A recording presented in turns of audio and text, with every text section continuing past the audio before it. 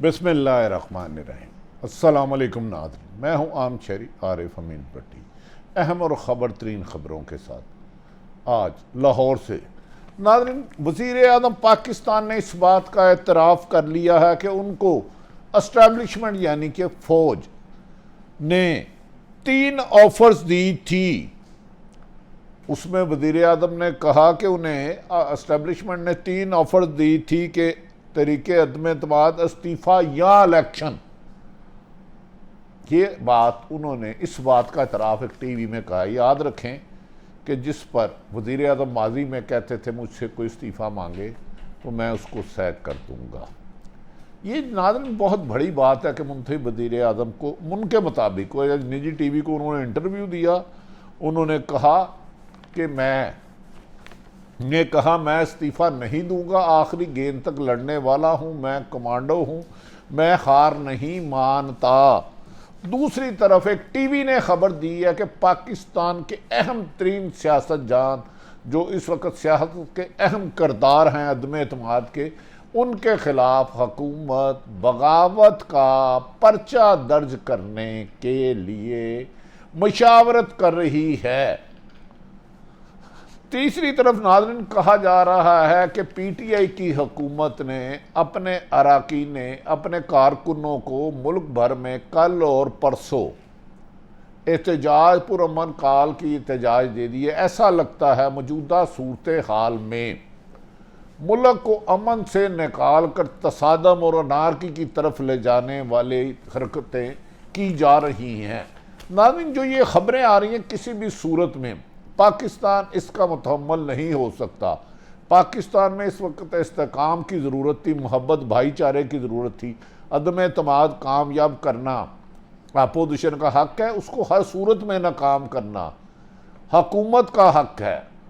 लेकिन इस तरह की टकराव की पॉलिसियाँ, इस्टेब्लिशमेंट का नाम वज़ीर आज़म के मुँह पर आना कि उन्होंने ऑफ़र की थी, फिर उन्होंने ये भी कहा कि मैं ये खबर आना कि बगावत का मुकदमा दर्ज होगा। दूसरी तरफ अपोजिशन जमातें, शहबाज शरीफ ने वाशगाफ लफ्ज़ों में कहा है कि उन्होंने कहा है कि आज इमरान नियाज़ी की हालत डूबते को तिनके के सहारे जैसी है। सलामती कमेटी के इलामिये में एक लफ्ज़ भी साजिश नहीं है। आजकल इमरान खान भारत की तारीफ, भारतीय पॉलिसी की तारीफ़ें कर रहे हैं और भारत से मुतल्लिक न्यूट्रल की अलग और अपनों के न्यूट्रल की अलग तशरीह कर रहे हैं। नाज़रीन, ऐसे में एक सियासी मामलात में सरकारी इदारों को घसीटना किसी भी तरह पाकिस्तान के मफाद में नहीं। यकीनन को अमेरिका हो या कोई भी दूसरा गैर मुल्क हो, उसको किसी भी कीमत पे पाकिस्तान के इंटरनल मामले में इंटरफेरेंस करने या इमरान खान की हुकूमत या नवाज शरीफ की हो, जरदारी की हो, किसी भी हुकूमत को ख़त्म करने का इख्तियार देना नामुनासिब है, जुल्म है। इसके खिलाफ 22 करोड़ अवाम खड़े होंगे। लेकिन अगर अदम एतमाद आती है और इसकी 3.5 साल की कारकर्दगी का वज़ीर आज़म को इमरान खान जवाबदेह होना होगा।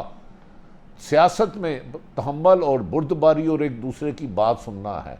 वज़ीर आज़म इमरान खान साहब ने 3.5 साल हुकूमत की और अपोजिशन की हर दावे को नाकाम बनाया जो उन्होंने हुकूमत को गिराने की कोशिश की। अब अदम एतमाद को नंबर गेम होने के बावजूद ना जाने वो किस कह रहे हैं कि वो नाकाम कर देंगे, लेकिन इसका हक है हमें देखना ये है कि उस दिन वो किस तरह करेंगे। आज वज़ीर आज़म इमरान खान ने नाज़रीन निजी टीवी को अपनी मर्जी का इंटरव्यू देते हुए कहा, वज़ीर आज़म का कहना था कि तरक्की पजीर मुल्कों को मीर जाफर और मीर सादक के जरिए कंट्रोल किया गया, मुल्क फतह करने की ज़रूरत नहीं होती, अपनी मर्जी का मनपसंद बंदा बिठा दें, जो आप कहें वो करता रहे, ऐसा शख्स बिठा दें जो ज़ाती मुफाद के लिए मुल्की मुफाद को कुर्बान कर दे।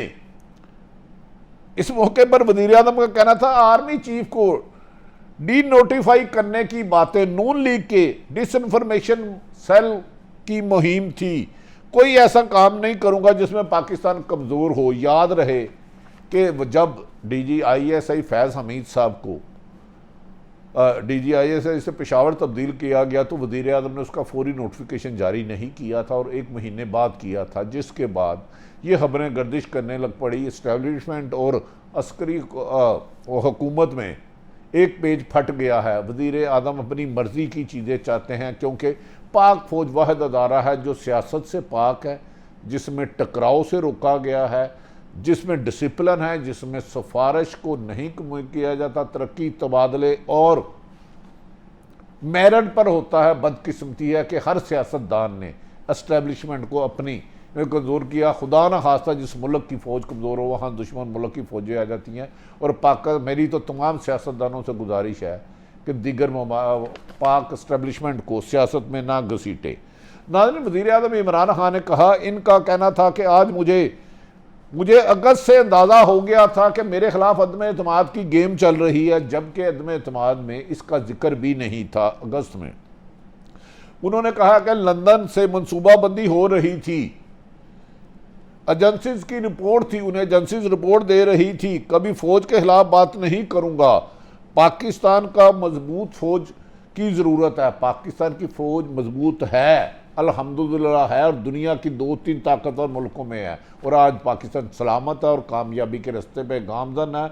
और भारत जैसे दुश्मन को नकेल डाली है तो वो सिर्फ पाक फ़ौज की है। खुदारा इसको सियासत से अलग रखे। मेरी तमाम सियासतदानों से यही गुजारिश है, क्योंकि याद रखें कि पाकिस्तान की सलामती सिर्फ फ़ौज पर है, हुक्मरान तो आते जाते रहते हैं।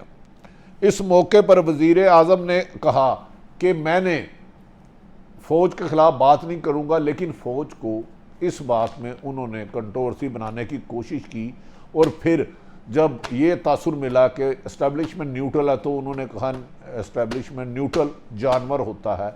मेरा ख्याल है वज़ीर आज़म साहब का राइट है कि वो ताहयात 100 साल हुकूमत करें, 10 दफ़ा इलेक्शन जीते, लेकिन अदारों को तनकीद ना करें। यही तरीका कार नवाज शरीफ और मोहतरम मरीम नवाज साहबा ने किया था, किसी भी ये मुल्क में नहीं। लेकिन वज़ीर आज़म ने कहा कि मैं मुल्क की फ़ौज को बदनाम नहीं करूँगा। अच्छी बात है, किसी के बदनाम करने से ये फ़ौज बदनाम नहीं होती, इसमें लातदाद शहीदों की, गाजियों की कुर्बानियाँ हैं। उन वज़ीर आज़म इमरान खान ने इस मौके पर कहा, नवाज शरीफ से मुतल्लिक़ कहा कि इमरान खान का कहना था कि नवाज शरीफ और उसकी बेटी ने खुलकर फ़ौज को बुरा भला कहा, जजों को ख़रीदना और प्लाट देना, इस सब पर इन्होंने ये सारा तरीक़ाकार शुरू किया। इनकी कोशिश है कि इक़्तिदार में आए और नैब को ख़त्म कर दें। ये नवाज शरीफ की नाअहली ख़त्म करेंगे और नवाज शरीफ को बहाल करेंगे, ये इमरान खान साहब कह रहे हैं।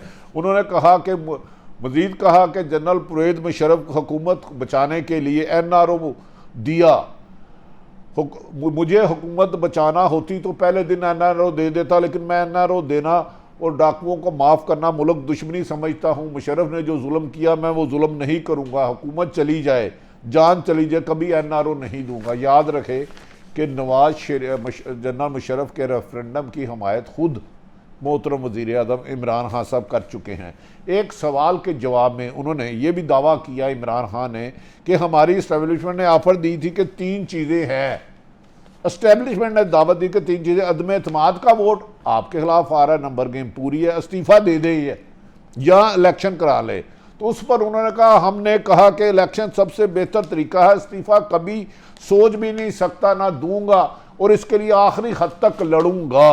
उन्होंने कहा कि तरीके अदम एतमाद जीत जाता तो मुश्किलात का सामना करना पड़ेगा।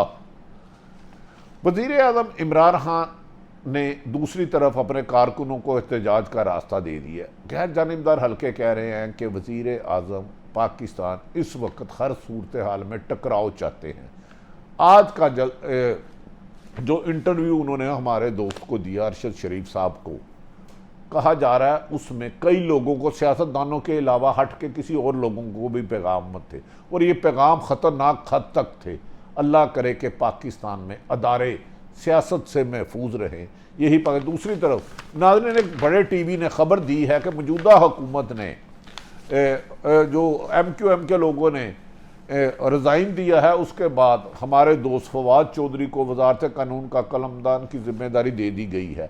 TV ने खबर चलाई है कि हुकूमत मशावरत कर रही है कि बगावत का पर्चा जो इमरान खान के बकौल के उनको धमकी मिली, उन्होंने कहा मेरी ज़िंदगी को ख़तरा है, इमरान खान के बकौल कि अमेरिका ने धमकी दी, उन्होंने कहा कि उनके खिलाफ बगावत का पर्चा 4-5 पाकिस्तान की मेजर सियासी जमातों के खिलाफ दर्ज करने की मशावरत शुरू कर दी है।